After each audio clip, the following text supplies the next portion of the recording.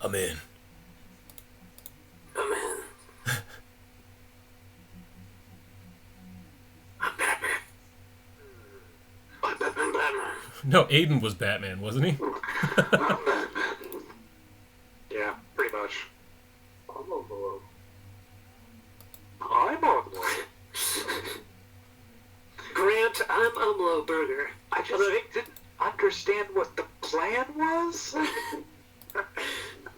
I think hands down one of my favorite things they reveal at one point in GCP is that when they're doing mic checks, all Grant does to test the levels on his mic is just say his own name monotone.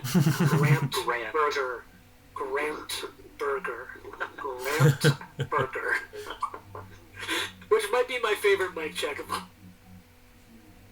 How's the mic coming through? James Redman.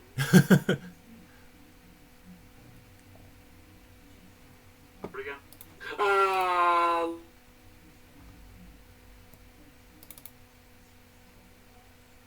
Hello? You guys there?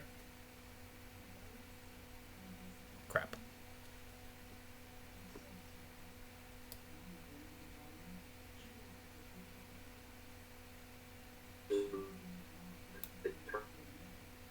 Like you mentioned. Which ritual? Ancient ritual that gave others the power to fight and defeat the darkness. No, you've never heard of anything like that, really. Like, there's not a name for it. It's a ritual that predates memory. Gotcha. He just like read about it and something somewhere. Yeah, he's read that like something like that exists, but even and I think what we talked about last time in the roleplay was that even the elves have forgotten it. It is lost to memory.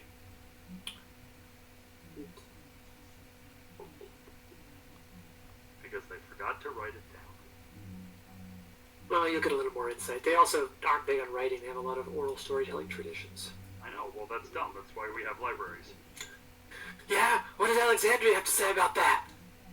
The fact cameras that- suck. Alexandria doesn't have much to say, my dude. One, it's a city, and two, it got set on fire. Exactly. So Alright, if it could say anything, it would probably just scream. not very, Trent. Okay. Quite rare. So actually, you're going to get some insight into that tonight, probably. Alright, and music begins. You know what? Just for shits and giggles, because I want to keep things moving, and I like the pacing of it, I'm going to read my own calendar entries. Oh, nice. Yeah! Do it. Story time. Alright, so as a brief recoup so we can just jump right in, because we're at an interesting little narrative bit. The group found themselves in the hall of the Twin Leopards, the leaders here of the Leopard clan, and introduced themselves. Gnome gifted them a wand. The gift surprised and pleased the leaders and a demonstration of understanding of their culture. The leaders asked about the lives of the group, the preferences, and for each of them to demonstrate their skills. Everyone did a pretty good raw job of showing them off, and several were asked even to challenge the leaders. Karen, Gnome, and Felix all even managed to defeat the leaders in the different challenges. Karen in combat, Gnome in ritual casting, and I forget what Felix did. Felix danced, my dude. He used acrobatics. That's right. He then had a dance-off with one of the leaders and defeated them in the challenge and won their respect. And in return, they gifted the group a magical shifting blade, and word of their success began to spread throughout the community. And in response to that, the group was asked to join the hunt that would supply the food for dinner. At some point, a couple of you have said that you were spending quite a bit of time talking with Nictaya, the translator and sort of guide that you've had there. And it's worth noting that I wanted to share something that she probably would have told you and may have talked about before. In response to the whole, hey, what the heck's going on with a feast? And she let you know that, look, if you want any help or contact or friendship with Yukuje, trust her, and trust me when I say I understand your need to make haste, but many in the clan are already worried about asking outsiders for help with our own affairs, and refusing hospitality is saying you do not trust us, and we shouldn't trust you in return. She's also explained to you that foreigners come into their nation often without permission. Turn down the music just a smidge. Often without permission. kill the animals, steal from the land, trespass upon forbidden grounds. And I always wonder why we don't like them. Well, we have invited you here today, so you should have no such problems. So, after the word spread, there's quite a bit of goodwill towards the group after making such a strong impression. The group reconnects with Akosa, the elf they first met when climbing up the edge of Ackerbell. He's actually the elf that, was pretty unfriendly towards the group until he witnessed, a display of strength from Karen, but Tam just only upper body climbing an entire tree. It was and so the good. most useless display of grit and determination ever conjured up. He's still a bit cold, but not quite unfriendly when the group meets up with him. You gotta get the impression that he's only talking to you because of the impression that you all made in a couple different ways. Oh, 1 second, I'm getting a phone call. Banana. Ring, ring, ring. I met Raffi once. Really? Yeah, super nice guy. I was a little kid. He was awesome. Got nothing bad to say about him.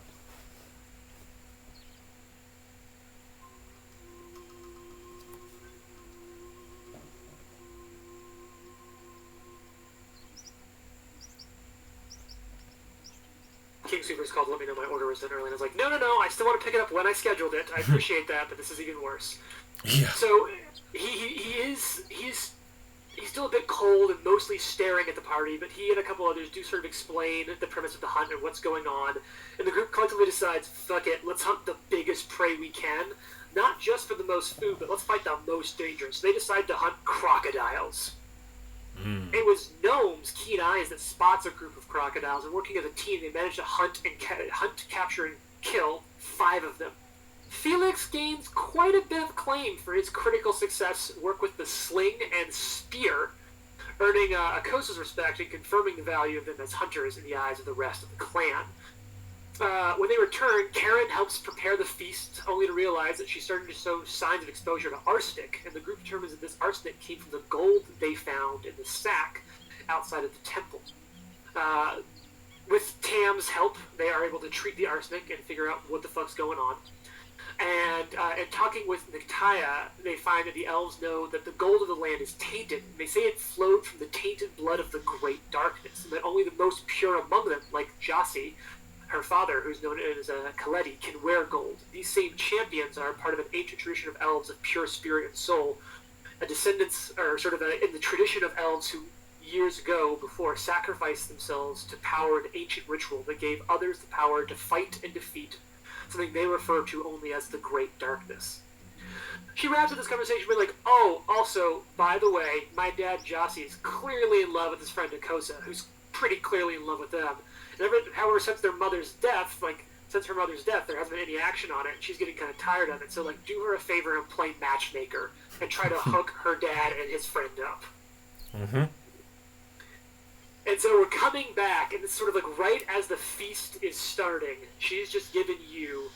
You know what, let me even read that little bit again, because it's a great written little bit, and I want to set the scene right as the feast is starting.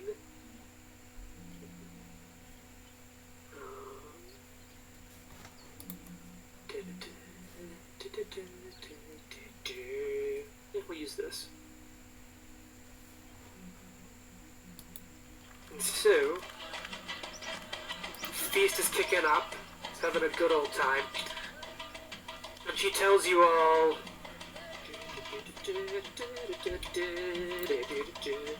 See my father and his friend Akosa over there? Nictaya gestures her staff towards where the 2 elves are speaking quietly to each other. They're both clueless. They have been friends since childhood, been in love for the past 10 years, ever since my father helped Akosa recover from his time with the Aspis Consortium, and Akosa helped my father recover from my mother's death. And neither of them will do anything about it. They both have too many concerns invented in their own minds. They both worry about what my mother would think, and I know precisely what my mother would think. She would think they're both clueless and fools. I've let them dance around each other for years, but today I've decided that life is too short, even for us elves. Maybe even especially for elves. She seems pensive for a moment, and her brow draws a little closer. Shakes her head, scoffs. The elders always say it isn't our place to interfere in other people's personal lives, but I'm a half-elf, so I don't care about that. You're outsiders, so hopefully you won't either. Do me a favor, will you? help me turn this festive atmosphere into a romantic one. See if those two can catch a hint. I think that can be arranged. Oi, Felix, So? you think you might could get the musicians to start playing something you could dance to? I think maybe a nice dance number might help.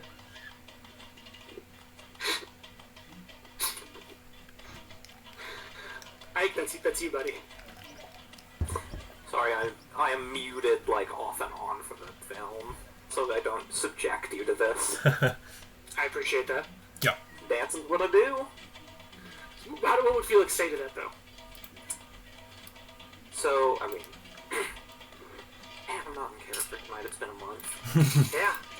So we're getting back Well, to romance. no, oh, that's what's wrong. I'm in the wrong character. That's why I'm stumbling. I'm in the shoes of a gnome right now. Those are small shoes to fill.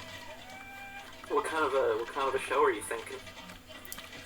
You know, something a little slower. You know, not maybe not as flashy as the one you showed to the Twin Panthers, but you know, get them to play something melodic, rhythmic, gyratey. You know, get people, make people look at your hips, that kind of thing. No, they're uncomfortable with those gyrating. So you're thinking something like Felix like looks over and just gives his body one tight roll. And then Karen says, "Yeah, you're a human, right? Don't you have like mating dances, or am I thinking of dwarves? I'll confuse you sometimes. I'm thinking of dwarves. Oh, sorry, if it was Yeah, insensitive. no, we don't have mating dances, but we've got other dances. Yeah, but wasn't that the... Aren't we trying to, like, get them together? Not Felix. I just meant, you know, if they saw him, it might, you know, heighten their mood. Maybe inspire some feelings of resentment.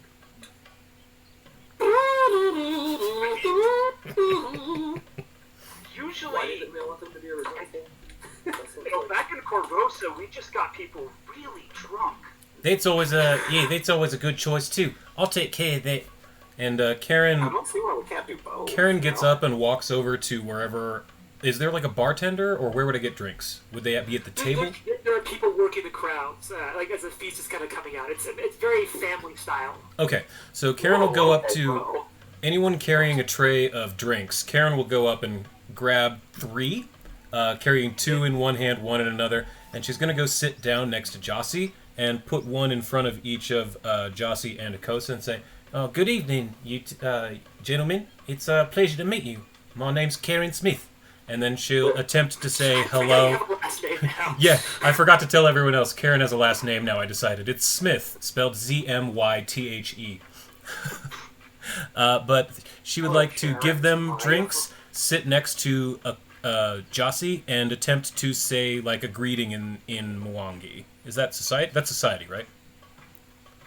Yeah, I'm gonna call that society. And that's public or private? It's not recall knowledge, it's public. Okay, also, I can't see my dice tower. Ooh, there's my dice tower. I found it. And real quick, just because I always like these as references, here is Jossie. Thank and you. here is Akosa. Great. Are they standing together? Yes, they're sitting together and sort of quietly talking together. Yeah, I'll sit on the other side of Jossie. Like, next to Jossie. And Jossie will kind of look up, smile. Oh, go for it, Rory. Oh, just would you remember before the end? I seem to remember that Kosa specifically didn't like Gnome last time because Gnome brought up something about him like learning Common or something. He kind of pushed back a little bit. Yeah, Kosa made some comment of like. Actually, no, I can find. I have some notes about that conversation. Yeah, Kosa was a little standoffish with you at first. Cool. I think The comment was when you asked about him speaking Common, his response was something along the lines of like, "Well, you learn it fast when jailers keep screaming orders at you in it." that was it. yeah, gotcha. And then he shared that he'd been imprisoned by the Aspius Consortium for a little bit. Gotcha. Yeah, I think Gnome would want to talk to the way to talk to John again. Cool. Sorry. No. That's completely in line. So while all this is happening, Felix, let's follow you over to the performers tonight, who don't speak a lick of common. Oh no. Alright. But you do know Nectaia can translate if you call on her, or you can attempt other forms of communication. There is a universal form of communication. It's called dance. Paint the scene for me as you walk forward and Felix will walk forward and kind of hold his arms out performatively to the dancers, like as if to say, well, what of me? See me? Take me in. Take all of this in, honey. Until I assume they're performing on a small stage. It's really an open center. Imagine as if all these different tables were in a large circle. Yeah. There's sort of a couple different instruments in different places. And so Felix will, striding confidently forward, he'll slow down and gesture to one of the nearest performers with one hand, and then back to himself, and then gesture at the floor with a slight bow, as if to invite himself in. And right at that moment, I'm actually going to take one metagame pause and say, not with you, Ike, on Monday, but I've heard to let everyone else know, I intend to leverage the world's teeniest soapbox of all 6 of us and say that anyone who has voted or has a plan to vote gets a hero point. I already voted. Oh, I thought you were saying you were going to do it on Monday. No. I'm like, you already did, bruh. So this is my soapbox on civic participation. And you know what I will say? There is one caveat. Anyone who's volunteering as a poll worker gets a second hero point. Nice. That's a good caveat. But I feel like, fuck, it's hero points. I should hand them out more anyway. Anyone who has voted or has a plan to vote, go ahead and give yourself a hero point. Hell yes, I would That's do a nice that. thing about living in a polling district that's like 300 people is that there's no problem getting in to vote. Well, like in Colorado, it's great. It's so Yeah, easy to it's vote so in easy here. Colorado. It's amazing. Alright. So yeah, So Felix, you walk forward and then you begin to dance. Give me a performance check as you sort of like use the rhythmic thumping of your body. the rhythmic moving. And I would like to say something.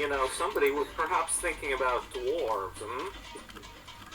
Well, it's no coincidence, perhaps, that trained performer Felix speaks fluent dwarven. Oh, I was expecting squat kicks. No, it's not squat kicks. God, that's not for seducing women. Look, we all know it's this. I'm encouraging everyone to take a minute and 25 seconds to watch this. Right now? Yeah. I keep missing my clicks. Then, the white ass P word.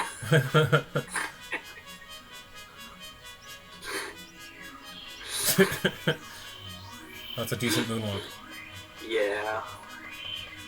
Oh, that's the right one. This is the most important one. I meant to find a really short one that had the appropriate song. Here we go. 13 seconds. When I said rhythmically thumping of his body, this is what I imagined. That figured you meant very specifically this. That's funny.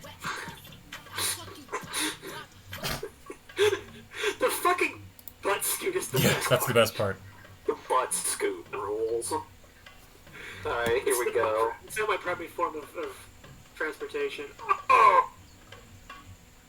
So you give a strong dance, but you perform, and everyone's kind of cheering and applauding. It's not quite enough to really make the atmosphere excessively romantic, but it is definitely like drawing some attention away, and it's fun for sure. Time will come for the dwarven mating dance. There it is. Yeah. The So, dwarven mating dance. Karen, you're kind of bringing the drink down. Milne, Tam, and Tope. What are the 3 of you up to?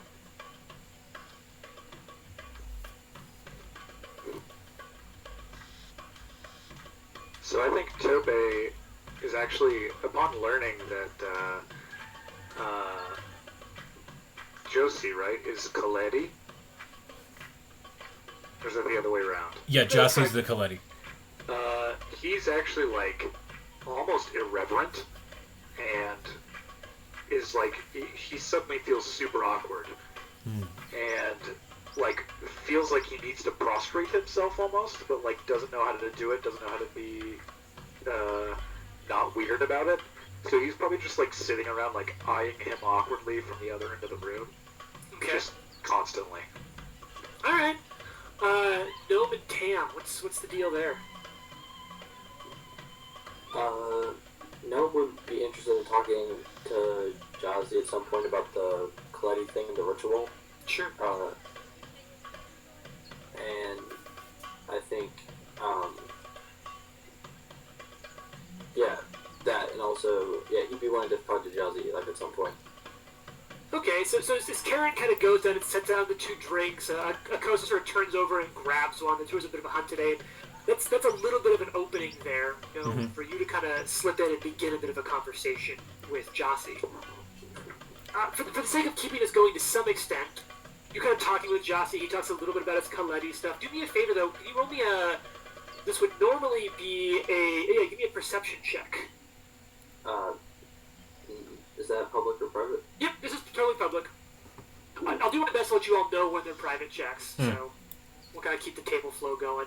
You're talking with Jossie. He's not giving you too much. He's very humble about the Coletti stuff, but he does kind of share with you a little. A lot of what he kind of gives you is a lot of the, like, I'm sure you'll hear more from my daughter tonight. Gotcha. She'll be telling the grand story. Tam, the sexy man. Yeah, so I'm probably just kind of sitting back quietly, trying to absorb like the mannerisms, like what he was like. Which hand do people pick up like plates of food with? You know, Okay. they're those little kind of nuanced social things, and trying to emulate that as much as you can. Give me a perception check. Which I do think Tope is trying to help with, but is quite obviously just like not paying attention really. Yeah. The perception. Yeah, so you're rocking. Okay, so I'm going to say that this, like, what you've all sort of set as your intention, without having to do it like, play by play, you're all sort of keeping this up for maybe half an hour or an hour or so as, like, the feast is sort of settling in and beginning, right? While this happens, Tam, you pick up on a few things based on the conversation that Karen's having with Akosa. And Karen, you give me a perception check as well. But you in particular, in Gnome's conversation with Jossie, you pick up on a couple of things. And you've always been an observer of people, and you have a really keen sort of like sense for a sense of if people share this. And you pick up on a couple of things here with you. You figure out it's a little easy for you to pick up as the conversation goes on. But you can see that, like, Akosa still has quite a bit of emotional turmoil from his capture that leaves him pretty reluctant to open up emotionally. And you're guessing that, like, at least from his side, that's a big part of it. It's much more difficult for you to pick up, but you catch it in, like, parts of the way. They're talking about being a Coletti and his life with Gnome. You do pick up that Jossie, there's definitely a certain... There's sort of an uncertainness of his feelings for Akosa that have to do with, like, they've been friends for so long, and he's not sure that Akosa feels the same way. And so he doesn't want to ruin that, and he's also still, like, a little worried about feeling like he's unfaithful to his wife, who's been dead for more than a decade. Okay. And sort of picking this information up, what this is going to sort of share for the party is that the party will get it. You all can choose to gain a +2 circumstance bonus on a skill check of your choice while attempting to matchmake in the future. So that knowledge, basically, the party can use it once on a check in the future to sort of having that knowledge sort of helping whatever angle you're going in for. That makes sense. But before any of you can really come up with much more of an idea, you're briefly interrupted. Oh no, it's a red wedding. It's a nice day for as sort of 3 younger elves found your way over to sort of the table of all of you. And you can kind of see trailing behind them is Nectaia with a bit of a smirk. And she begins to train, and kids kind of walk up, all their hands are behind their back, and they're all looking up and kind of smiling a little. And then they kind of come out in front of the group, and they start talking, and Nectaia motions that she's going to translate for them. And she says, the children here say they've heard that Northerners can't handle spice, and they want to know if that's true. Well, it's a good thing I'm from the Southern Ocean, then. Let's see what you got. She sort of passes it on. The kids all giggle. and you see them all pull out a number of brightly colored peppers. They keep sort of chattering on a little bit, and Kaya translates. They're quite proud. They say that they've been growing some of the best, most delicious, spiciest peppers in all of the city. And they'd like to challenge you, our visitors, to see who to compete alongside them, to see who can eat the hottest ones. Felix will snap his fingers and hold his hand out, nodding. And the kids remembering, because like there was quite a crowd, and you see a couple. Tam, you might recognize a couple of these faces from like some of the kids you probably watched in the dance fights. Okay. And like the kids are instantly delighted that like Karen speaking up, that Felix is like two of the people who were really just like who were really throwing down in public. Can I This make is a perception check? For what? To like tell, I don't know, to tell if there's something they're not telling us about these peppers, essentially. Oh yeah, sure. That's a perception check. Yeah, sense motive Oh, okay. is perception. Like go chuck insight, perception yeah. in there. Yeah, insight and the sense motive. It's a sense motive check made with perception now. So Torbe, you kind of check it out, and what they're not sharing is that like some of these are going to be like these kids may not be able to finish eating them. And it may make someone like a little upset to their stomach for a bit, but this really is just old school, like middle school eating contest. Okay. Tobey just stays silent and kind of smirks. Cool. No would be down. Tim, it's like eating hot pepper. Sure. Yeah. Why not? And the kids are all just Yeah, smiling, come on, like, team. They're like, all of a sudden you blink and like two or three of them have like found spaces to sit between all of you, like clearly looking for any angle to get in at like the adults table.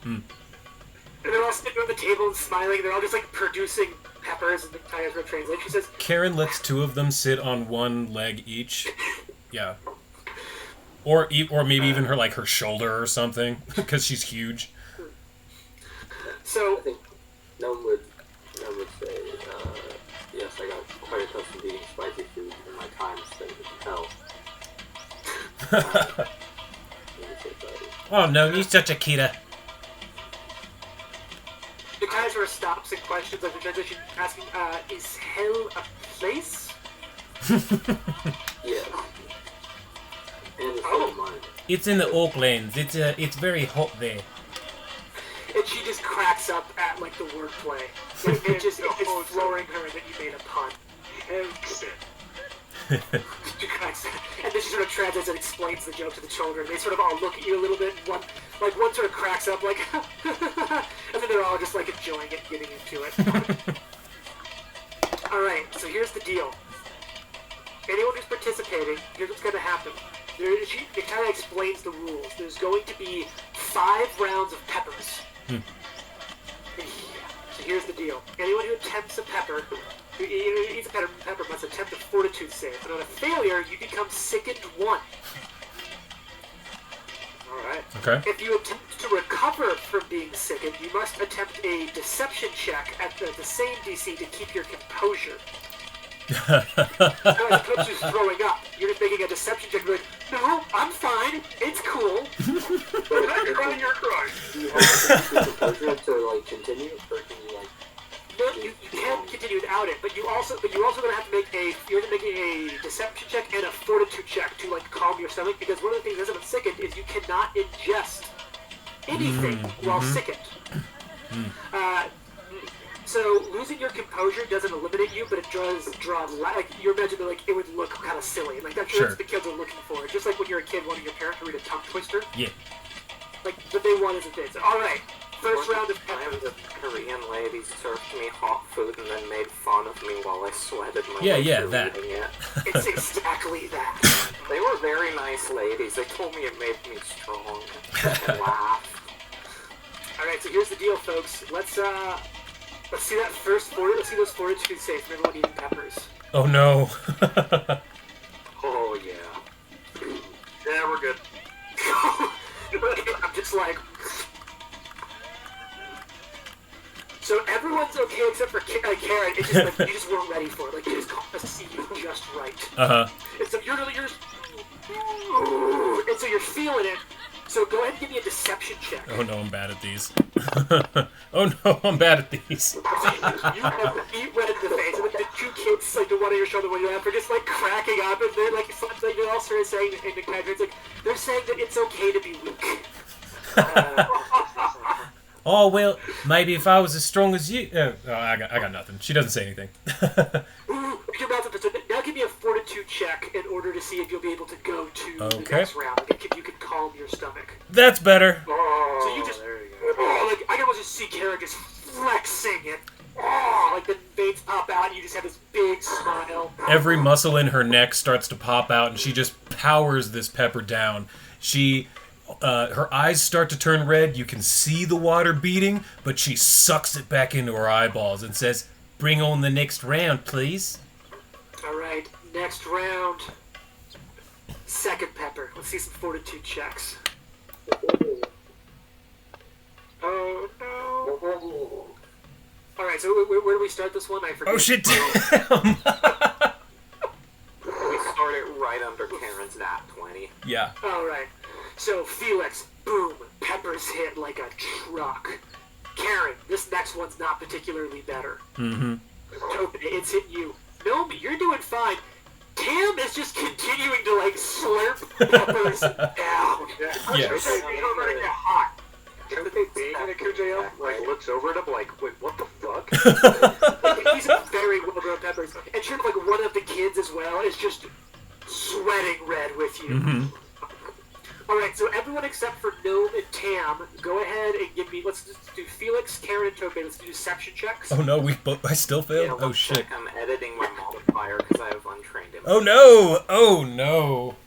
Ooh, beat red. Tope, same thing. Ooh, like it is hitting you. You're looking over like, who the fuck grew these? Off the top of your head, for like literally no consequence, do I round down or up on? You're always rounds down, Thank you. unless explicitly said otherwise. And there's like one instance in which they'll say it, otherwise it's always round down. It's always round up with spellcasting. That's spell levels. the exception. That's yeah. the main exception. So same thing there, Felix. All of it is ooh. All right, let's see if the three of you. Stay in it. let's do. So here's the thing. You have. If you go 5 rounds without making the check, you're out of the contest. So you have 5 sort of rounds to do it. Okay. So it's sort of like popcorn. You just wait until 3 Mississippi and no pop. Wait, what are we rolling? Fortitude checks to like calm your stomach so you can eat. So Karen, you're ready to go again. Like everyone's hit you like a truck, but you're a trooper and back in. Yep. Tope, you're back in. So Felix, you're out. You failed 1 successive round. So next round you can try again. Next round you can try again. Screaming like a little girl, I imagine. Yeah, exactly. So basically, just like, I guess I spent too long in the north. Yeah, And, like, I didn't the think kids you. are laughing at the I fact am that from the farthest north. I didn't think you people in the forest had peppers this hot. I thought we had hot peppers back on my island. I'm really impressed. And Akosa just cracks up at that.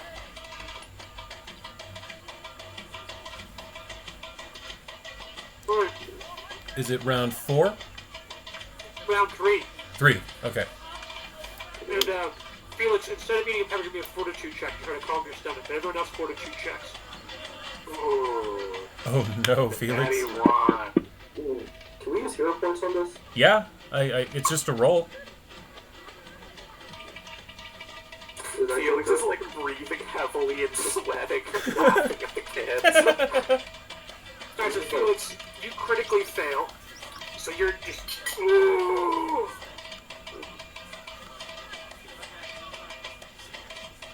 Oh my god, this is amazing. I'm using my citizenship participation hero point.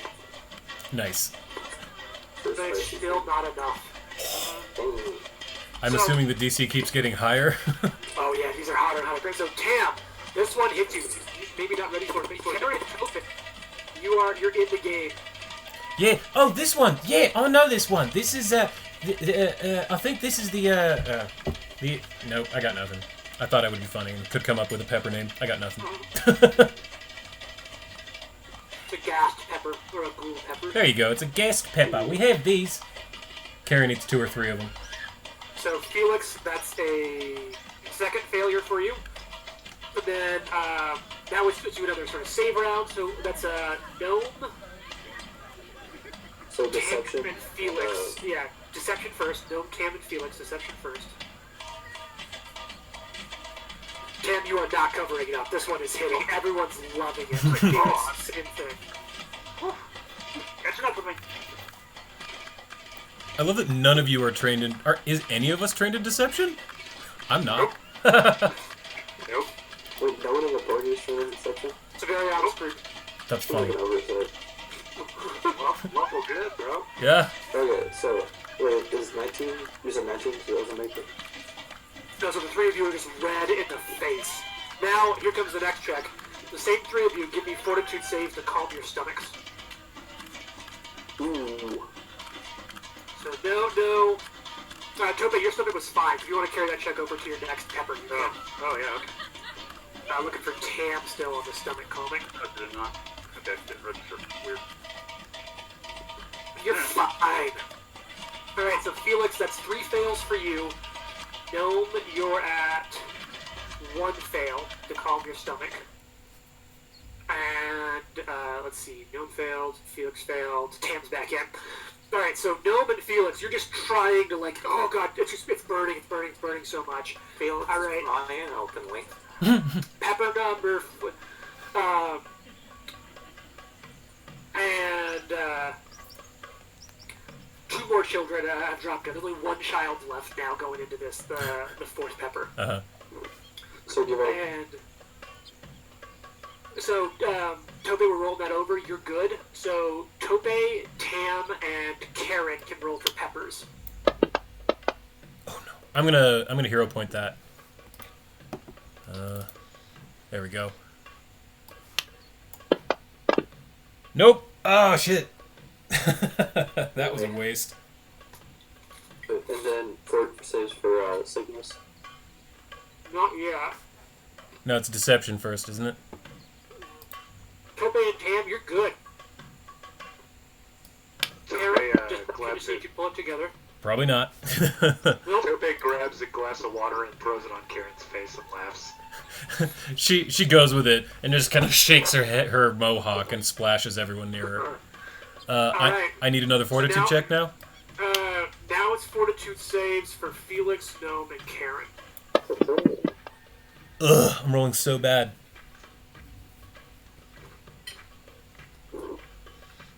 That was so close to a 1. There you go. Gnome, you are back in the game. Felix, In the game. not looking good for you, buddy. No, Felix is Karen's still out. openly. Alright, Simply comes to the realization that his body's just going to have worked with him in the morning. Karen don't care. and this, the last child drops out, but there's still 1 more round of peppers left. They're all kind of looking like, oh shit, can they do it? Oh, Karen's going for it. We can do it. Alright, let's get fortitude saves. With a shaking hand, Karen picks Well, up no, the pepper. Karen, you didn't calm your stomach, so right now it's Gnome, Oh, Gnome, Tam, and Tope who can try to eat the last pepper. I want to use orc ferocity. Let's fucking go. do it, y'all. 4 save. Ooh, not great. It's like, you want to live 3 times, right? Ah.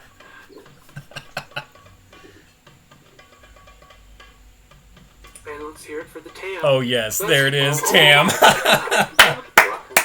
4th, though. Seriously. So, Gnome and Tope, you both eat the pepper, but it is going wild. Tam, you just perfectly, like you're holding the stem in your hand still. And it doesn't. I but you admire like a fine glass of wine before eating it. Sniff it. just goes. Wait, does that mean that we ate the pepper, or we did not eat the pepper? No, it means that you ate it. Like, you ate the pepper. It just means that you're like, oh! And she just, like, almost like, it's like you almost can't eat anything else for a second until you calm your stomach. But Tam is totally fine. And the crowd just goes fucking wild. As a matter of fact, so, and here's got a fun thing for you.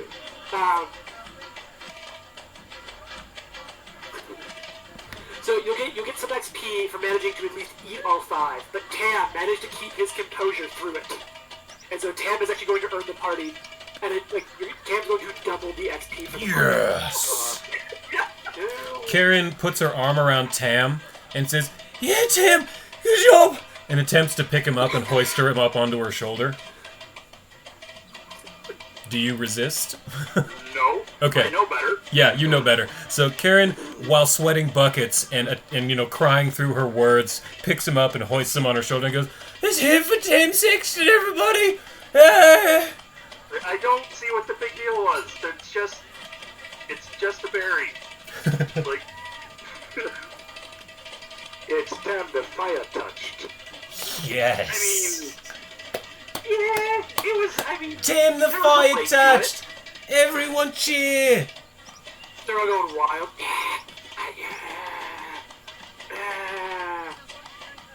Karen sets him back down, and she slumps down in the chair next to Jossie and just looks at him and tries to give a smile and a thumbs up through the tears.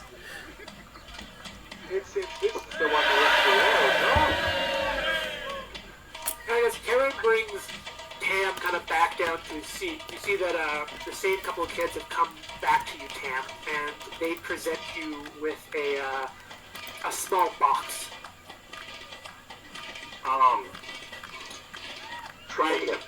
Trying to carry through with what I've been paying attention to and learning. I try to say like thank you and through the proper etiquette of what I have observed. And Nakaya's there to help, and she sort of helped you through that. And they give you this this box, and she sort of explains that in it is it'll be. I'm going to change the count there. It's 5 bottles, and it's made from oils, hot pepper oil they've specially distilled from their garden. Ooh. Functionally, each of these bottles will act as a salve of anti-paralysis, although God. any creature that uses the salve experiences some blazingly spicy after effects in addition to its magical ones. Oh man. They give Spicy you magical food hot shits. sauce. That's so funny. That gets you out of paralysis. And it's so nice. He's what? Spicy shits later, man. To start making ghouls. So they give you that. Crowd's all kind of still hyped up. It goes back to dinner a little bit. You can see Jossie and Akoso smiling at the whole affair and watching it, cracking up. Karen waves over a waiter, grabs 2 drinks, immediately begins to chug one while setting the second one in front of her.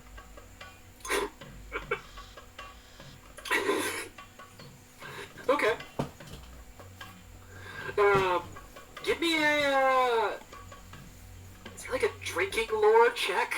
There's alcohol lore. I don't have I think that. That's playing in the game with you, Jim, has it. Oh, that's amazing. You know what? Just give me lore. I have lore brewing, in fact. Maybe him watching me, maybe he'd know something. Do me a favor. Give me a Diplomacy? Give me like an intimidation check. Like Intimidation. You're just chugging down this Oh beer. yes, I am okay with intimidation. No, why am I rolling so bad? It's like it's not super intimidating, but you do just chug it down. Everyone's having a good time. What's sort of the group's next play for sort of bringing this romance forward? Sweat, cry. Yeah.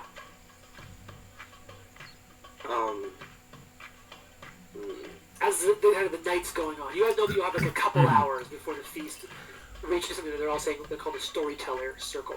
I think Gnome's kind of a downer, so I don't know if he's the right person. Like, he's really, like, he feels, he's not, I don't think he's older than any of these people, but, like, he feels like he's older than all of these people. And so, like, he's willing to step in, like, be the dad, and be like, listen, sometimes, You're gonna give a birds and bees talk? yeah, I think he would. That's amazing. That's so funny. Okay, so, like, Gnome was the, okay.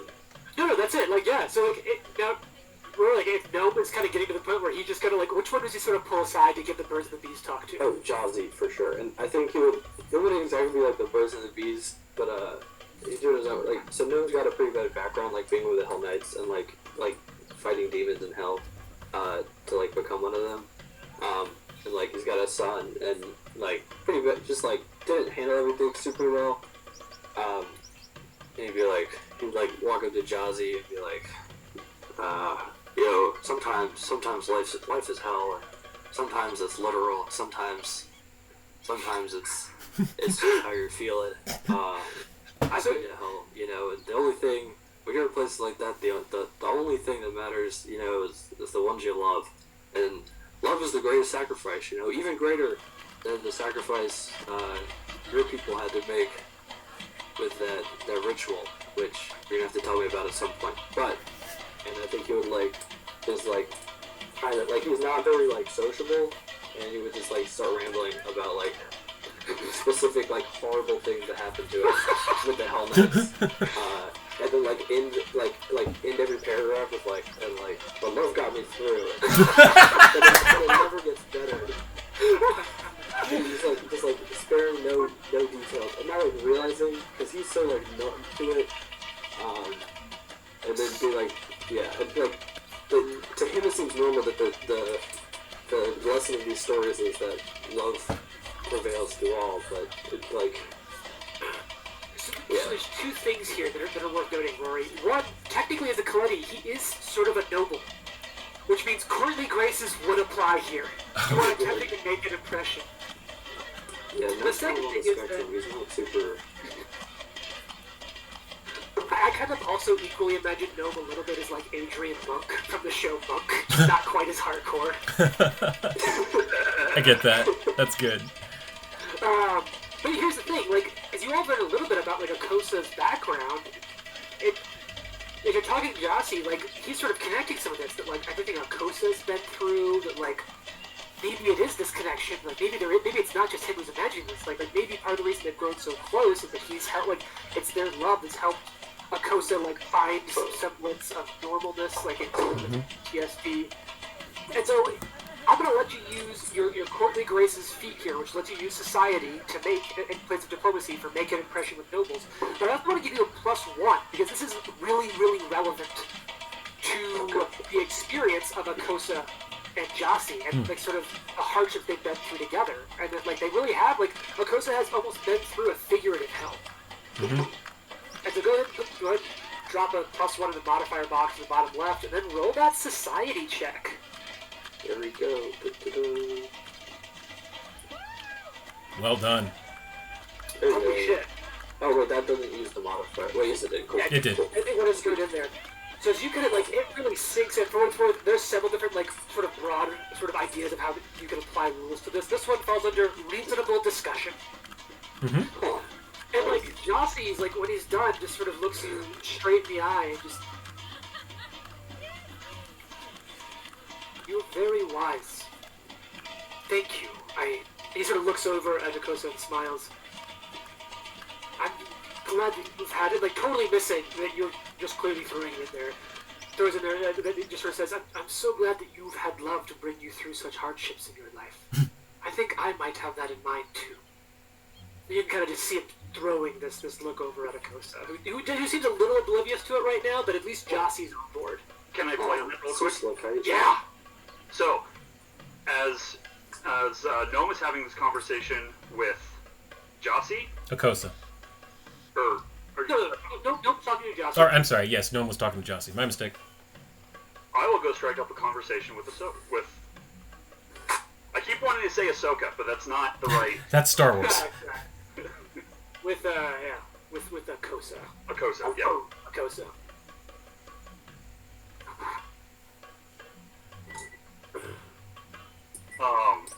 He sort of looks up. What is it, climber? I just.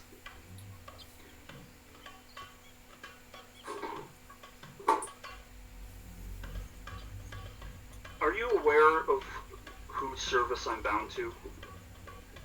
Sort of frowns. You are a servant? He's sort of checking his translation, Right. captive, slave. He's not sure what you mean, so he's sort of no.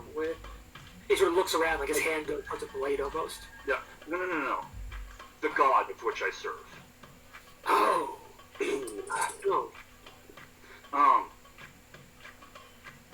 She is the embodiment of death, not the act of dying, but of the dead.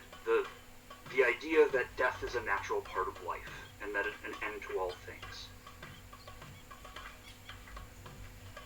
am speaking from a great place of experience, both personal and professional, when I say you don't want to wait.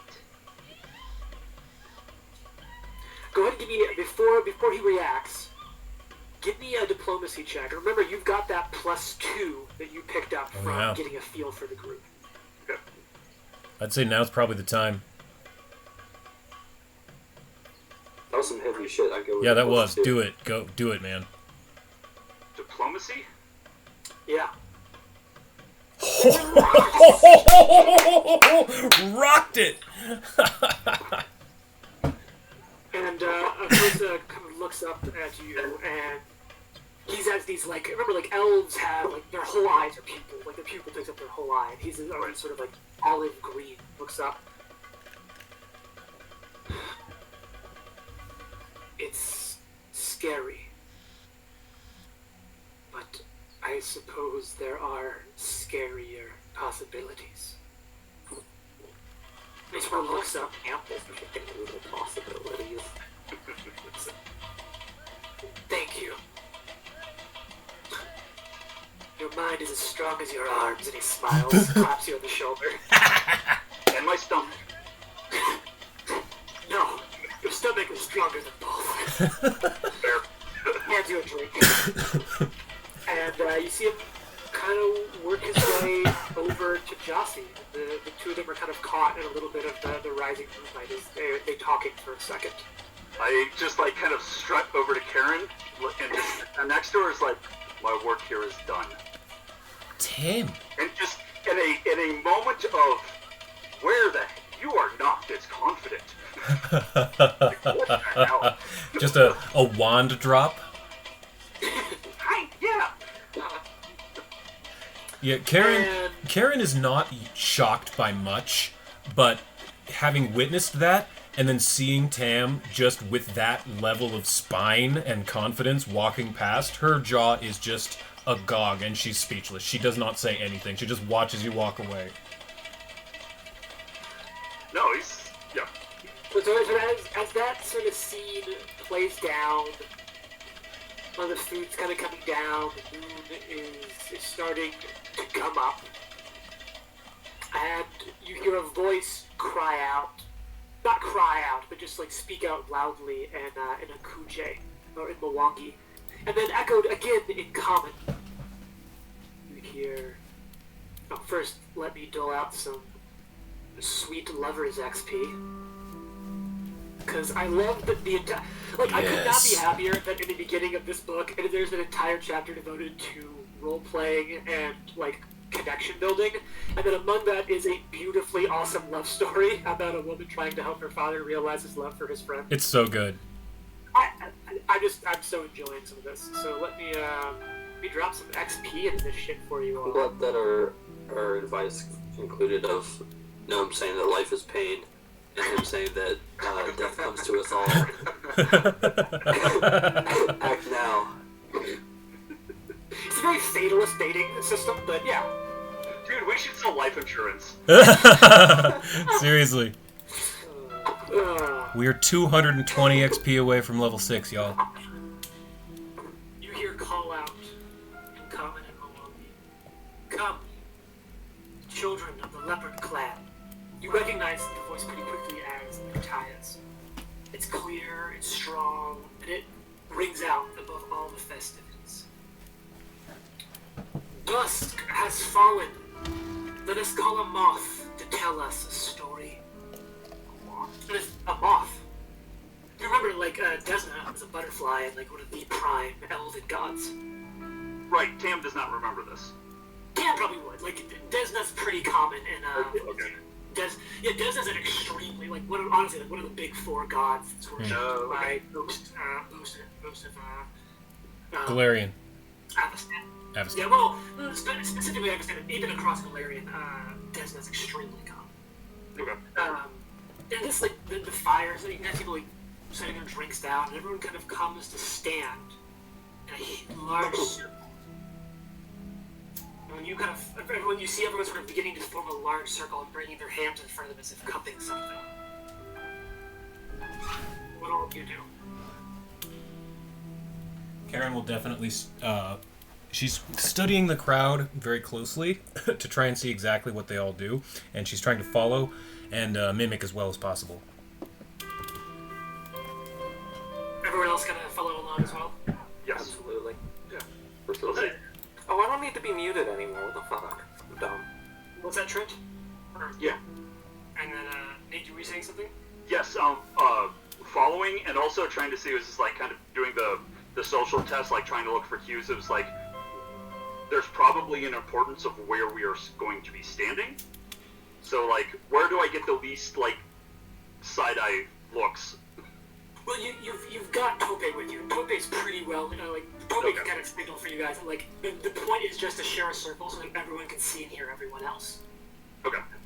And kind of as you all come there, you notice that everyone in their hands, many of the elves who have the ability to will all sort of focus, and a ball of light conjures into their palms, glowing.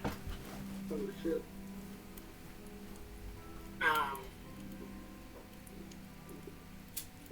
Jumping back and forth, like almost seamlessly.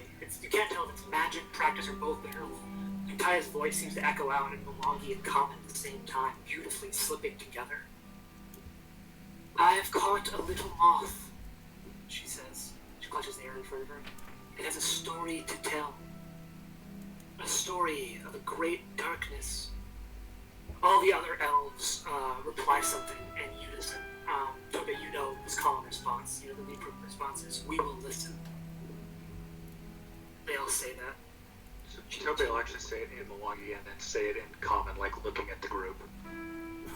Karen goes out of her way to attempt to remember the pronunciation of that. She kind of continues. There's a little smile as she sees you all doing the work. There was once a time of anguish, a time of destruction, a time of night so dark that even moths refused to fly. From a hole in this night came great darkness, who saw the world suffer and thought only that it wanted to see more suffering. The darkness sought to burn all that remained until there was nothing left but ashes. And at this point, like, it's as if like almost all the other torches have gone out, and the light that everyone's holding in their hands, lighting their faces, lighting the circle. Almost, you can see the stars in the sky above you through the treetops. And you're almost sort of taken out of that moment in nature. The first people that the darkness found were a brave people who stood before the darkness. With their weapons, they did not run. The darkness sought to destroy them, saying to them, "You shall fall before me, for I am death, and I am fire."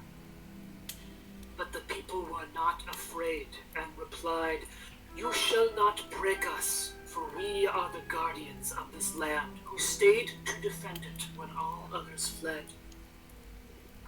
Oh, what a terrible battle it was. At this point, there's just the right bit of rustling in the trees. It stokes the imagination. You can almost hear it. It's the roars of the bastards, the cry. I think Tope was like mouthing those words as you said them too. Oh, what a terrible battle it was. The people shattered their spears against the darkness again and again, and with stomps of her foot, she sort of echoes that in. But no living being could pierce its hide. At last, the greatest among the people, the kindest, the most righteous, they gave their lives to forge their souls into weapons, to be wielded by their people. Oh, how their souls burned like bright coals in the night, and this and all the lights that people are holding to me, shooting little small beams up into the sky. The people took up the souls of those they had loved most, and in wrath they split the skin of the darkness. They spilled the blood of the darkness across the whole of their lands.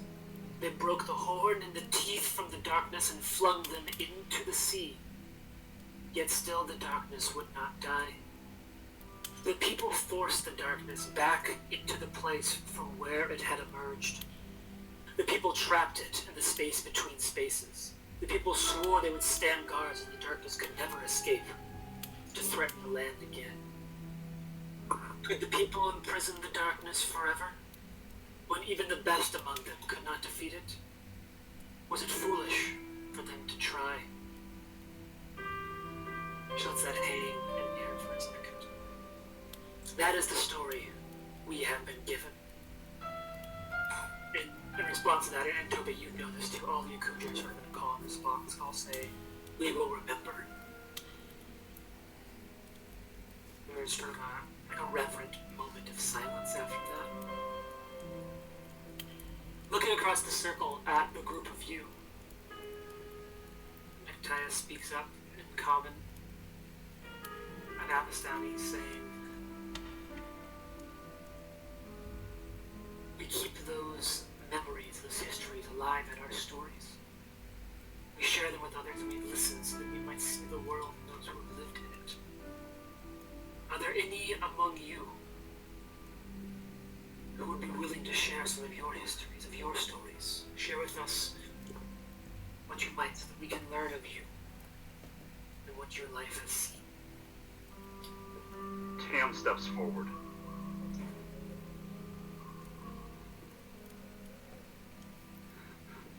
I would share a story of a darkness that fell over my own city when I was but a boy. And those who, of selfless mind and body, stood to defend us against our own. And he goes on to tell the story of the gardeners. Hell yeah. Yes. You can see there's moments in that story where he starts like quickening the pace. You can tell he's like, oh shit, he's gonna fanboy. Can I request that you at least tell a little bit instead of just saying that he talks about the gardeners? Just a little, please? You're pretty good on time. Just give me a brief. Yeah, I just want a little. Just give me something. Especially the first couple chapters of the story. Yeah. Technically, the rest have yet to be written. Yep.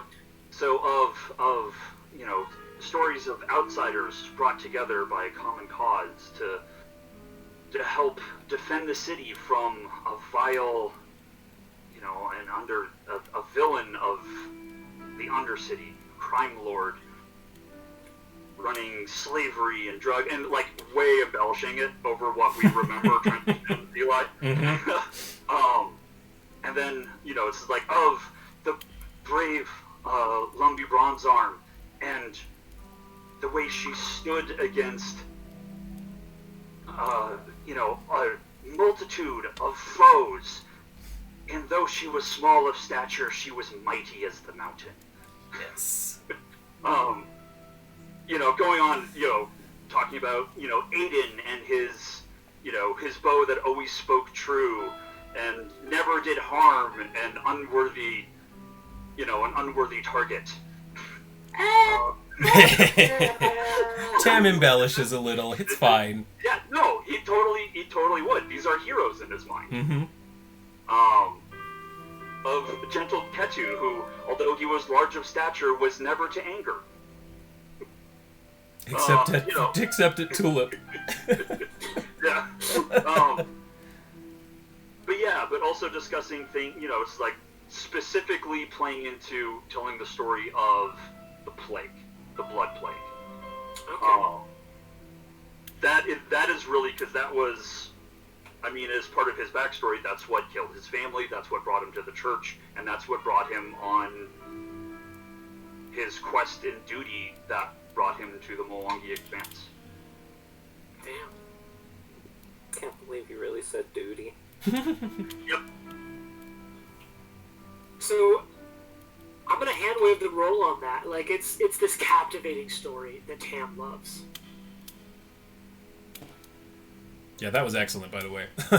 Yeah, that I also like love Sirenscape, because like God, the music that whoever programmed the set, like I'm loving the music, the really slow instrumental music right now.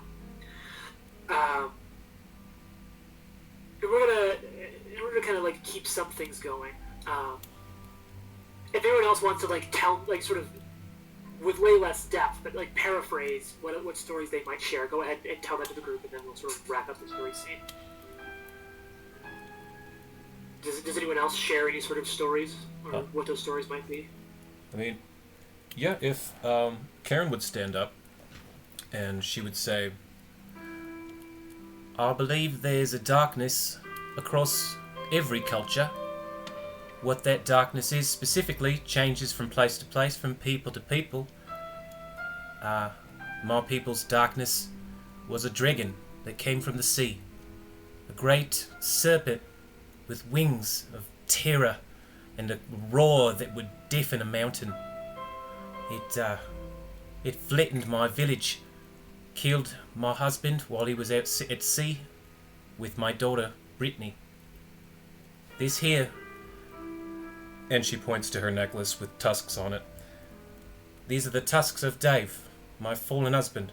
And she reaches up to the plugs in her ears and says, these are the tusks of my daughter.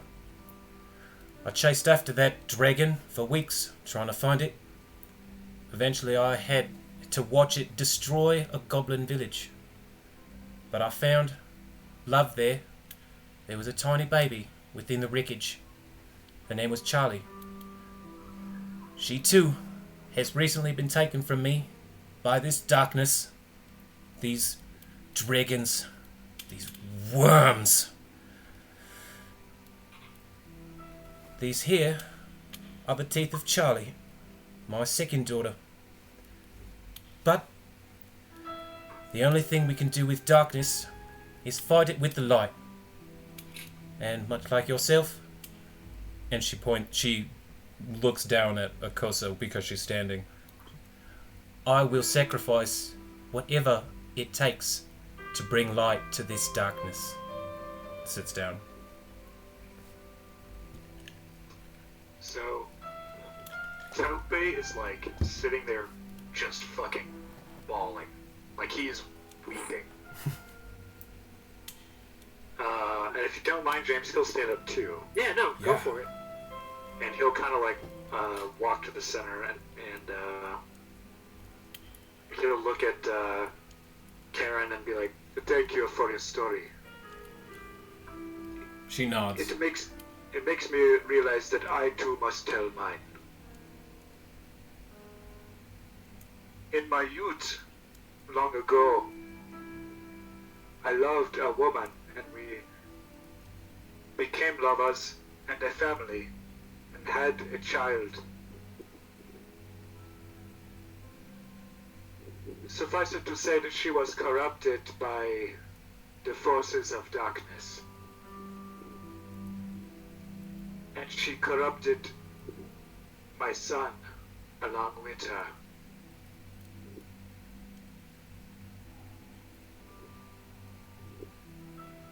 I did not know this until it was too late. And as I was trying to track down those who had been corrupting the area, still in my youth, I had not decided that killing was too far. I launched an arrow from my bow and killed from afar the perpetrator and another who was with her, only to find, of course, that it was my wife and my son. It has taken me so long to find light in my own darkness. But I do believe that there is some to be shared. Killing is a dangerous, awful thing that we should avoid at all costs. Karen stands... Oh, sorry. Go ahead. Very good. But still, it is necessary at times. And in the fights to come, it will be necessary. But we must also recognize that it is okay to love again.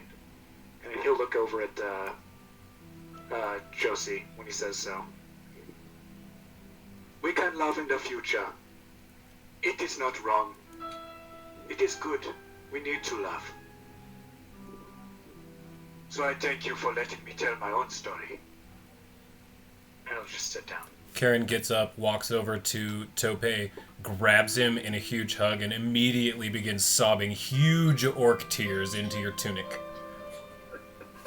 Like, this is the first time any of you have seen Karen cry. She didn't even cry at Charlie's funeral because that was all rage.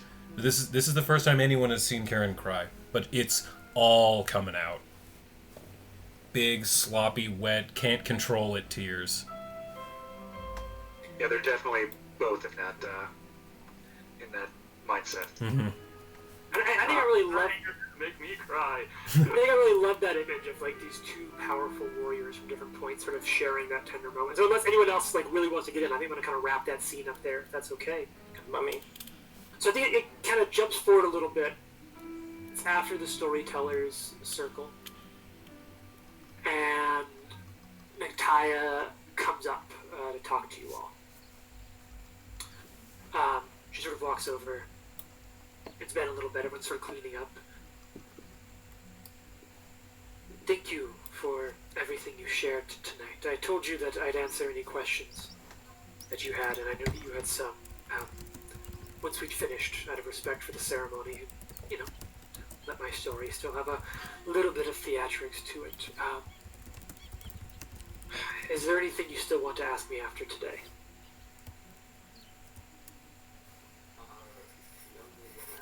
How can we help your people? 1 second, Rory, you're very quiet. Oh, is he talking? Oh, I'm sorry. Oh, can you hear me now? Yes, Yeah, much you're good. better. Cool. Go ahead. Oh, Karen can go after. I already... Oh, yes, Karen would just say, how can we help your people? What? You're doing enough. We can talk about that more. Yes. She kind of looks over to Gnome. Like, she could tell Gnome was asking something. Oh, yeah, Gnome would say, you mentioned that, you trapped, the darkness and the space between spaces, in your story. Is that the elf portals that we came through? Yes. At least that's what our stories would lead us to believe. A hole in space. A hole in the world. Which, Where would we start on getting through the rest of those? On clearing that out. you know more about that than I. We've guarded that for ages, and it was only opened because of the cultists. It was...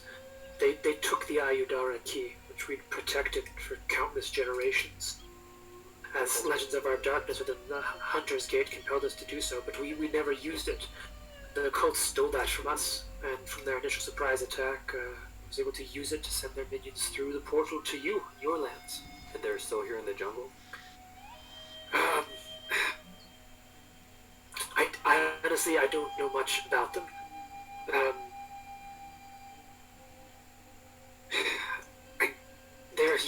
They're in the jungle, but what we know of these groups calling themselves the Cinder Claws is that they're mostly made up of boggarts and the Charukars.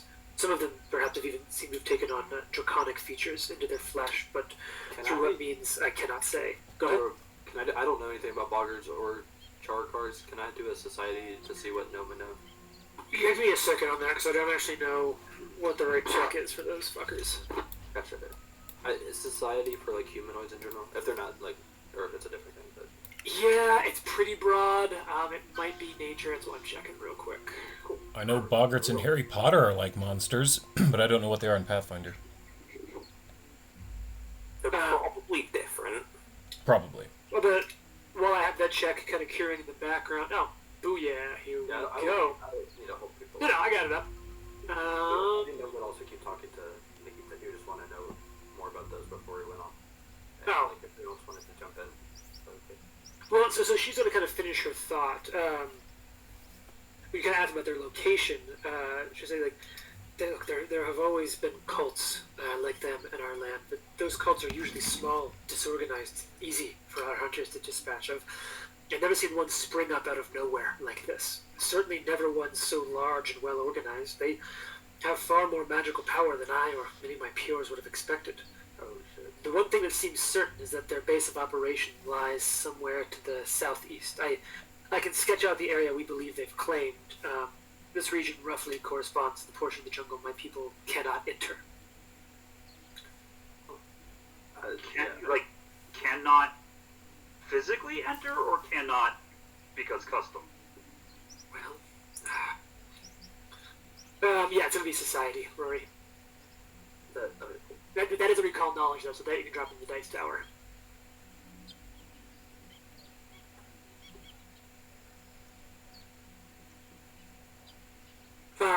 You know a little bit about boggards. Let me grab a little bit about boggards. I know a little bit about boggards. Okay, you can tell me after. Yeah. Okay, we'll get back to that then. Kind of her response, she'll say,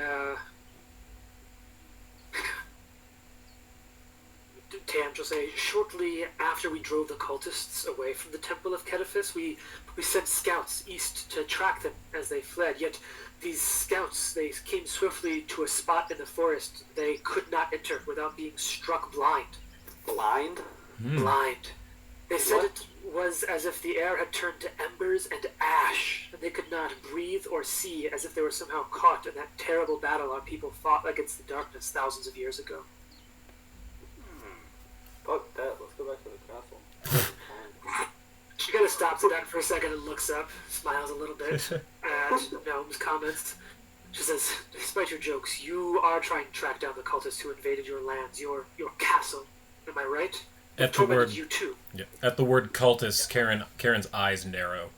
She doesn't say anything, but her eyes narrow. I think in response to that too, Gnome would say he would get go back to being very serious, and he would say like there's a lot of talk here tonight about finding the lightness in the dark, but there's no lightness left for me. I will kill every one of the cultists and take all of their magic from this place. I think if you're able to do that, we all will prosper. Look. When I studied that broken pillar the cinder claws left behind in the temple after we drove them off, I could tell that some part of it was meant to channel power against my people, in particular. The darkness has a grudge against us, and I think the cinder claws are using that power, the power of the grudge, to keep the Akuje from striking back against them where it matters most, at the seat of that power.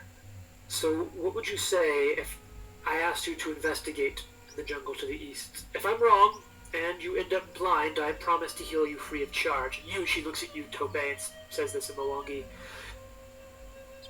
And you've been through this tear in the world. Everything that I've been able to see about you says that some of the magics cling to you differently. I wonder if that, perhaps, will be enough to keep you safe against this blight. Toby just says, Gedaf is willing. She smiles. Yes. Karen takes a step up to Nyctia and says, any enemy of the forces of Dahak and the Cinderclaw is an ally to Karen Smith. And she puts her fist on her chest and nods.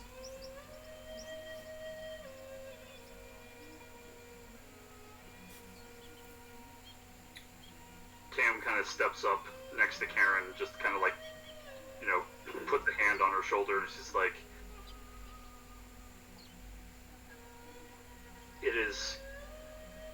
it means a great deal that we are entering with permission.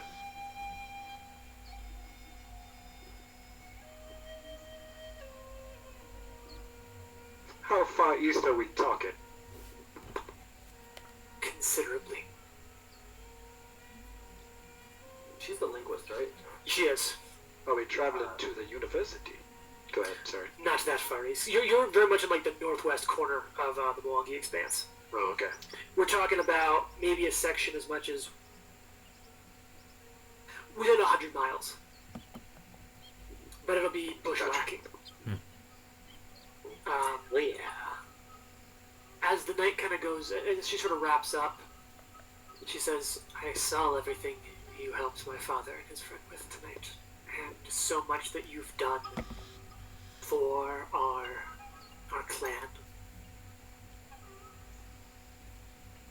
And I kind of glossed over, but at this point, you all sort of indicated, and then Karen did, that like you're definitely on board to help with this cult. She says, I want you to have this. And she hands you this small charm. It looks like this. Oh my. Oh my. And this charm, it's a dragon-shaped pendant worn like a necklace, or it can be set into armor or clothing as a decoration. She Are hands it you over. like selling that in your shop? I want one in real It's life. warm and smooth to the touch. And she explains that it was given to her as a gift. Her friend wished her good fortune. She hopes that you, her newest friends, will have that same good luck that it has brought her. And she explains what it does. It's in the party inventory sheet now, and I've already identified it for you. She explains, but it's a magical charm. It's worth a lot. It is worth a lot. But here's what it does. Moly. It has 4 effects that can each be used once per day. The first, one action to interact, the Dragon's Eye Charm manifests fire for you to wield against your foe. You cast a 5th level Oh my produce God. flame spell with a spell attack roll of plus 13.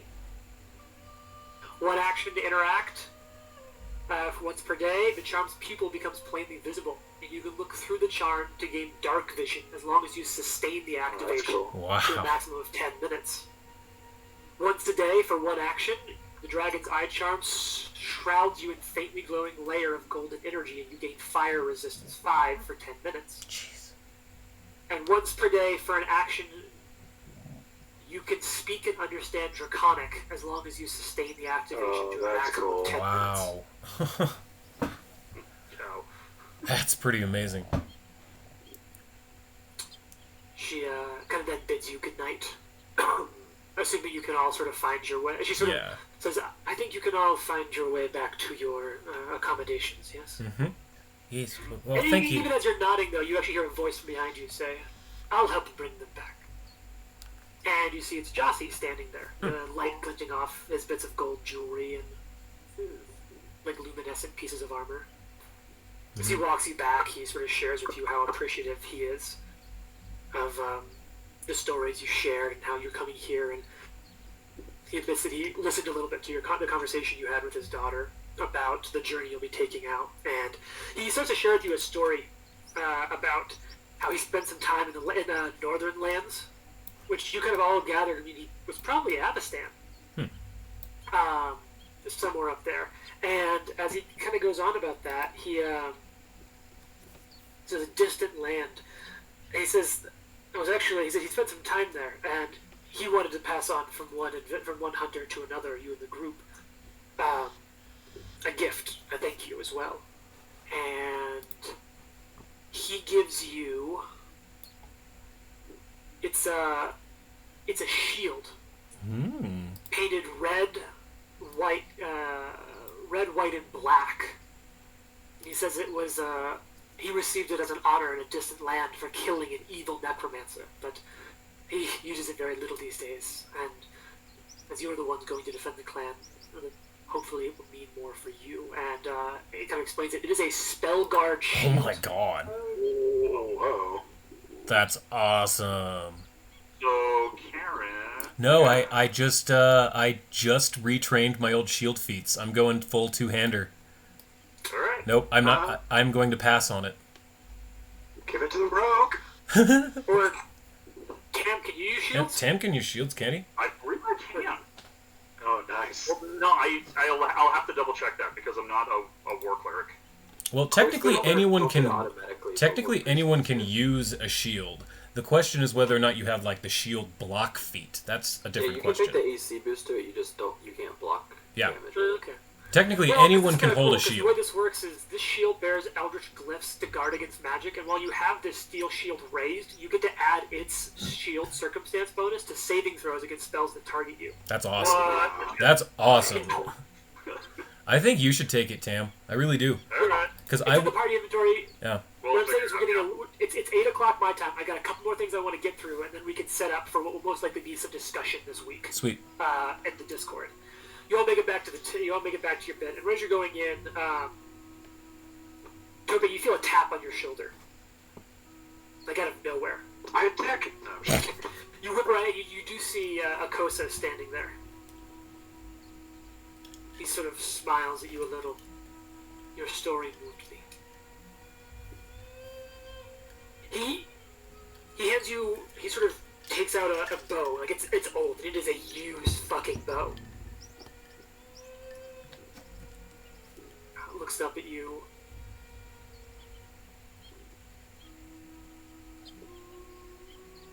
When Jassi saved me, I swore upon this bow to kill every Aspius Consortium member at Whitebridge. This bow has fulfilled its oath. But perhaps now it's time for you to swear one on it. Take this as a gift either way, but you now have a foe of our people and of yours, of your own. May this fell Cinderclaws the way it did the Aspis. And he hands you like a bow that's basically useless at this point. But what you see is that without a lot of work, you could replace. Basically, there's runes on it, and then essentially you could replace the grip center part of your bow. Because like with a compound bow, you're going to have like the bow pieces attached to that center part. Right. The center part is still intact, and if you were to replace it, you would get to keep your +1 enchantment bonus on it, and this would add 2 other enchantment bonuses Oh, shit. to it. Oh, shit. That's awesome. This has a striking rune and a fearsome rune. Damn. Oh. Karen has striking. It's amazing.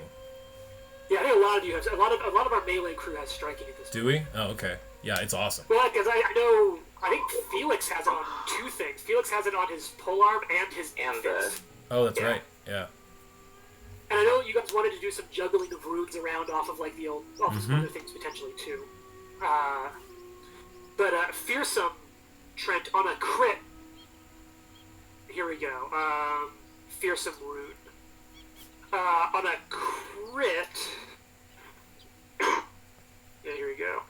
When it's etched into a weapon, when you critically hit with the weapon, the target becomes frightened 1. That's awesome. So basically, the work to add it to your bow will be the cost of transcribing those 2 runes, which is to say 5% of its normal cost. Okay. But you now have that as a transferable thing. That's super That awesome. is amazing. And he obviously takes it with reverence, and he's like, I will make good use of it. This I promise. May it slay your oath foes as it has mine. So, without going into a lot of ceremony, we'll cover some of the role-playing in the ceremony in addition to this. But what's going to happen now is that I'm going to give you guys...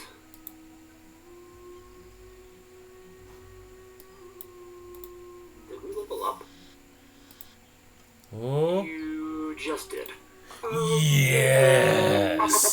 So you'll level up. There's going to be a bit of a going away ceremony, but one of the things that it really specifically says is like you all put in several real life months of effort into befriending this. Like you guys did not just skip cutscenes, and there is a whole segment. So right off the bat, all of you got enough influence with the group that you're about to get a couple of things before you leave. I want you just to know this so you can plan for the next section accordingly. You are going to get 2 pup tents, 5 full water skins, 4 weeks worth of rations, mosquito netting, some extra sets of healer's tools, 6 vials of lesser anti-plague, 3 lesser vials of elixirs of life, 5 vine arrows, Ooh. Those are sick as fuck. 6 then like there's sort of different thresholds of stuff you get. 6 more vials of anti-plague, so that'll come out to a total of 12. 4 lesser potions of healing, and 5 more vine arrows. Let me go ahead and start chucking this shit in here because I have all of it for you. Vine arrows are awesome. Yeah, they're fucking awesome. Boom. Go. Here's the Wow. big one. They're going to give you a set of the Boots of Elfkind. Oh my Holy god. shit. Which in 2nd edition, action, it's a free action to envision. You can use them once per hour, and until the end of your turn, you ignore difficult terrain when moving on ground. And if you happen to be wearing a cloak of Elvenkind, you also gain a +5 foot status bonus to your land speed. Mm. Additionally, while wearing these boots, it grants you a +1 bonus on acrobatics checks. Wow. Damn. Yeah. So there's a lot of stuff in there that isn't. Most of the things should be identified. I think it was just that one thing. Maybe the vine arrows. I'm seeing 2 unknown alchemical items. And that'll be the And then a magical oil. They're the anti-paralysis. Okay. A couple other things you're going to get.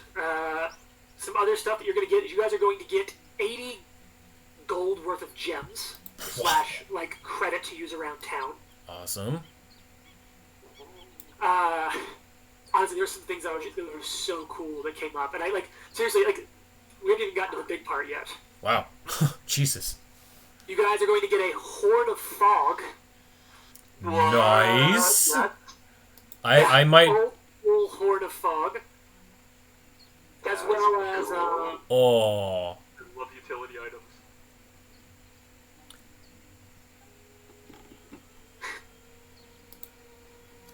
a single Spell Strike arrow level 2. Do you have to be able to cast spells to use those? Anyone can cast a spell into it, and then anyone else can Wow. shoot it. Holy crap. Yeah, there's a nice second level spell in it. I can weaponize the ability to make someone have a crisis of faith. And a moderate healing potion. Nice. Now here's the real big one, and this is huge. It talks about here how if certain key members throughout the community have their disposition all raised above like a collective average of a certain amount, each of you is given a single parting gift that is unique to you. Oh my god. Okay. And so here's what they are. And I thought I've been tracking all these rolls so diligently. I thought you guys really played into it. So here's what happens. Karen. And you guys can all trade these, but they are each one of you. We'll play out the role playing of these gifts next time. Sure. Karen, you're gifted a Ring of the Ram. Oh yes, Eli knows what that is. For people who don't, Oh. once per minute you can spend actions to force shove. 2d6 point of force damage per action spent. Yeah, I'll happily take that. Tope, you're given a specific kind of magical weapon called a bloodletting kukri. Oh shit. That sounds horrifying. The bloodletting kukri is a +1 striking kukri with a crimson blade that shimmers eerily in bright light. However, on a critical, it deals 1d8 persistent bleed. If that target didn't already have persistent bleed damage when you scored that crit, you gain 1d8 temporary. What? Oh shit! That's a level 6 weapon. Wow. Yeah. I'm just gonna go ahead and take that weapon. Seriously. Tam, you're given holy... Holy what? I think you kind of cut out there. Yeah, I did. I gotta come back to Tam, actually. Oh. You get holy moly. Gotta love you some holy Felix. Yo. Felix gets something, and this was a gift to you that everyone sort of gave in response to your hunting efforts. You're given something called a caterwaul sling. Ooh. Oh shit. It's made of shiny brown leather. It's a +1 striking sling with a single white thread interwoven in its cord. But once per day, you can spend 2 actions to pull the thread free pull the thread free and then whirl the sling at high speeds, and it lets out an ear-piercing wave of sound. And each creature in a 30-foot cone takes 4d6 Holy sonic damage. shit. Any creature that fails is deafened for a round or an hour on a critical fail. Jeez. Looking Oh, out. yeah, Felix is AoE now. Yeah, holy crap. Bob, dude, we're sending you as invisible to start every fight of that. And then Gnome, you're given a Wand of Hopeless Night. That sounds terrible. That sounds so mean. That sounds awesome. It lets you cast Darkness, except that any creature that ends its turn within Darkness must succeed a DC 20 will save or become frightened. It's a modified Oh my version of the God. Darkness spell. That's Causes awesome. fear. That's awesome. Yeah, I say, like, this is those things, like, it specifically says, and I kind of want to read this to you. I can't cast darkness. Can I still use that? Or do I need to learn darkness? That is an excellent It should be on your No, spell list at It's least. on your spell list. You don't have to be. Yeah. It just needs to be As long as on the it's on- spell list. Oh, it's on the spell. It's not. I don't have to. It's not, I don't. It has not the spell book. Exactly. Yeah, as yeah, long yeah. As as long as it's a possible spell that your class can cast in your Mhm. creature. I did check that out because I didn't want to give anyone shit they couldn't use. Right. Good, thanks, guys. Be like, oh, here's the one, but I was like, I read that, I was like, oh, fuck, that's cool. Like, Darkness is already an awesome spell. When you combine it with the fact that anything that ends its turn in it, Mhm. then has, what is Yeah, it? that's awesome. Yeah, that's any very creature that awesome. gets fucking fear on it. Like, how goddamn cool is that? Mm-hmm. So That's cool. amazing. And Gnome can see in the dark, and Frightened is like the best for spellcasters because then all your. That's awesome. Yeah, that's super awesome. And I am very happy with that ring. Mm-mm. Wait, does anyone else in the party have dark vision? I think I have low light. Gotcha. Never mind. Yeah, Karen has low light. Gotcha, Yeah, I have low light as well. Cool. I just need to remember because if everyone had dark vision lets you see through darkness, but I don't think low light does. Like the darkness spell. Right. Oh no, not at all. And Tam and Felix both have dumb human eyes. And then they give you kind of an interesting thing here. Tam, they give you a cloak. Wait, what? The leaves of Lorien do not idly fall. What I'll say, like, I actually had something else picked out for you, and then as I searched it to summon, I'm like, oh, actually another one of these is already in the adventure, so I'm not going to double give you an item. Because I saw something show up, and I'm like, oh, when it shows up, and I'm guessing the next chapter, Tam will just, I'm sure, then take that. Okay. All right. So you have to excuse me that I had a quick little change. You get something called a clandestine cloak. Okay. Clandestine cloak's pretty fucking cool. When you pull the hood of this nondescript gray cloak,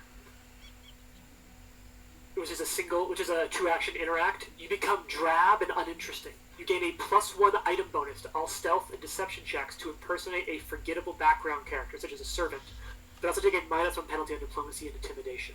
That's neat. Okay. You also gain the benefits of non-detection for 1 hour when you pull the hood. Wow. It felt very Tam. That was my backup choice. Yeah. Yes. Come on, a Yes. gray cloak that makes you just sort of not exist as much, makes you sort of a messenger of death. Yep. I love that.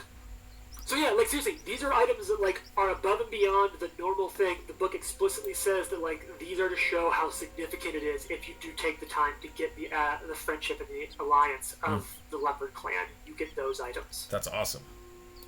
So you will all be the next. Just to give you guys a little bit of heads up, so you can think about what gear you might want to buy. Trent's the most familiar with this, but the premise is like you guys are going to be given a hex crawl. Let me pull this up real quick, and I'll show you the sketch out a map for you. Does anyone mind if Karen takes the Horn of Fog? Because she's already got that conch shell that she uses as a signal whistle. Does anyone else want the Horn of Fog? Better to me. Huh? I mean, Nate wanted it. So real quick, because I got to run off real soon so I can get my groceries. Oh yeah, go ahead. This in the top left corner, you can see that's Akravel, yeah. Yeah. Yeah. You see a couple of things mentioned there. To the hex beneath you is the Temple of Ketaphis, where you came from. Oh. Yeah. You can also see some other, kind of like some other things a little bit on the map, but you're not really sure what's there. She sketches out a little bit of like some of the different things they know. she's going to mark one other thing for you all on the map that I'll take up next. But like basically, you can basically explore 1 to 2 of these a day depending on how thorough you want to be in searching stuff. And so you'll be like, as you can see, like to get across this will take days. So think about how you want to use that money. I know a couple of you are thinking about transferring runes around so that so that you could get returning on your hammer. Please do it. Right. Please do and things it. like that. And remember, you guys have an additional like 80 gold, essentially, 80 gems of gold equivalency worth of to spend. And that'll cover a lot of those transferences. That should also easily cover the transference for the bow runes onto Tope's bow. But think about what other. And, like she said, and something we haven't talked about in a little bit, but Renali is still around, the Spider Woman that Tope became pretty close with. Oh yeah. And she, because you helped her, she is going to go into the woods with you, and she can help either by like spinning spider web camps for you nice. all, or scouting other hexes that you're not exploring for the day for you. Wow. Oh, that's badass. That's so badass. Yeah, so it's specifically the effort that Tope put into the diplomacy and time with her. Yeah. She is now going to be sort of a henchman in this next chapter. That's awesome. Good job, Tope. We have a spider scout. So you guys have a ton of items now, a bunch of different potions, healing potions lesser, healing potions moderate, elixirs of life, the Dragon's Eye charm, all sorts of shit, and the stuff you all get individually. So take some time to think about that. And with all that, there may be some want or need for mounts, even potentially, because you do have a ton of gear. But you also have a couple of heavy haulers that you'll be out there for a while. So between this and when we play in 2 weeks, think about some of those considerations. We'll do leveling up and gearing up next time. So we may not. We'll kind of start the process of playing out the Hex Crawl next time, but I imagine a chunk of our game night will go to leveling up and gearing up.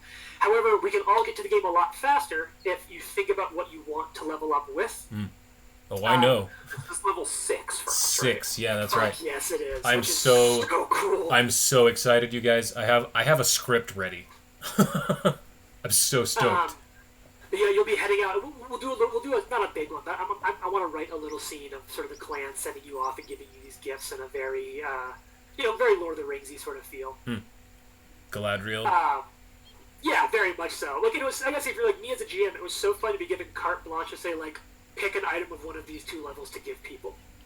Like, they sort of like, if in doubt, give them a silver or cold iron +1 striking weapon. And I was like, they've all got weapons if they care about that.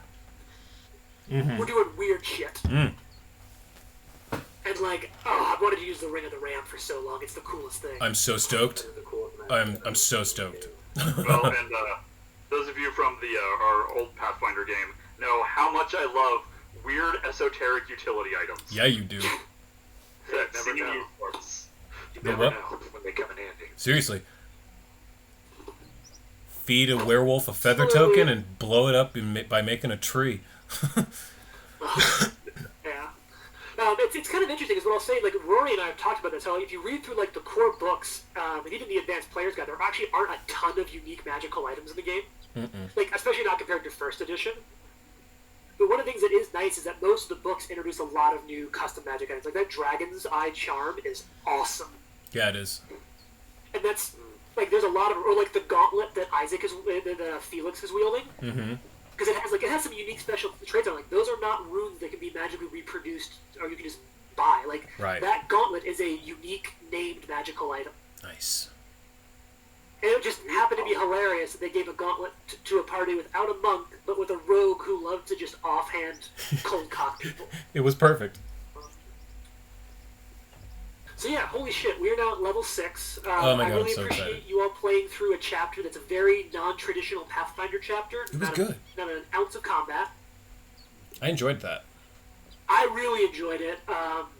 But I'm ready to kill shit. We're about to actually enter into one of my favorite formats. Like, we've done dungeon crawls in the first one, but this next chapter is actually my favorite format because there's a lot of player agency in exploring, but because it's very mechanical exploring, there's not a lot of role-playing in the exploring. There's a lot of mechanical exploration that's kind of fun to, like, what do we find? What sort of, like, choose your own... It's very, for, like, Trent, who explains it, it reminds me, or Nate, it reminds me a lot of, like, the hunt phase in Kingdom Death, where it's very much like, A or B, here's what happens, next. Right, okay. Which it's super fun for that reason, because you guys, like, there's a little bit of resource management to stay alive, and there's the occasional, like, dealing with, wild animals and stuff. But for the most part, it's just going to be a lot of like, where do you want to explore? If there's nothing there, then we don't spend a lot of time on it, which means we'll get to some combats, we'll have some really cool encounters. But there's going to be this really cool agency that's like, well, where do you guys go? What did you maybe miss or not miss? I never miss anything. Of course. You said we wouldn't mount for this? Not necessarily, but you've got a ton of gear, and like, Gotcha. Yeah, I'm almost at my bulk limit, so a mount would be good for Karen. Party wants to use like that some of that 80 gold we got. Gnome can make a mount that is good for bad weather conditions. Oh, cool. what kind of mount can you make? What? That's for you to find out. Oh, shit! I think you can probably guess. I can. I'm not going to say anything about that, so the group can role play that out. Keep in mind, though, that as these being like Akunje elves, they're not just going to have like tons of horses. There's Sure. going to be just kind of some stuff that's a little more local. There will be horses there, but yeah, they might not be Alright. quite as common. Sweet. Gotcha. I'll look into. I might try to look into the Malongi creatures a little bit more to see if I can find what's common there in terms of different creature types. That's to get their skeletal systems. For absolutely no reason at all. It's important For science. For plot. Yeah, science and plot science. All right, That was well, super fun. Thanks for running that, Jim. Yeah, that was great. Thank you all for you. You have all now completed chapter 1 of book 2. You're all now fucking level 6. God. That's a big level, man. That's a big one, yeah. Big, big, Yeah, big. I'm terrified of what it's going to mean. And keep in mind now, in case it matters for any of you, every single released rulebook. There's still a couple of fluff books that aren't in Fantasy Grounds yet. Mostly like the new one about the Pathfinder Society. Every single book, including the Advanced Player's Guide, is in there. So multi-classing, dedicating, archetypes, everything is on the table. Yep. Oh, I already know exactly what Karen's doing. What I'll say is, if I don't do it, do me a favor and kind of hit me up between now and 2 weeks from now, so that we can just have chatted about it a little bit. I don't care what you pick, but I figure if we take a chance to text about it, that's one easier step for just showing. That makes it one easier to just show up and do it quickly next time and jump into the game. For sure. The other thing I'll say is to think about is please,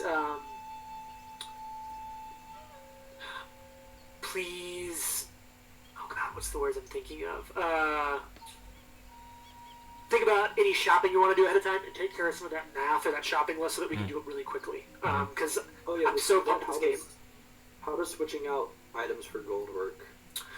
You sell if it's an item like a usable item, you can sell it for 50% of its value. If it's like an art item, then it's full value. Like basically, if it's a way of storing money in a non-gold form, like gems, art, or really beautifully crafted things, those sell at full price, but everything else sells at half.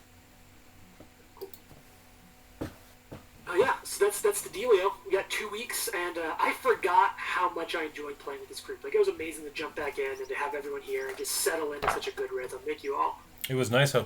I noticed how quickly all of us got into character tonight. That was really cool. That's actually one of the things I was stoked about. Like I know it was a little weird to transition into, but a whole chapter of role playing in my mind.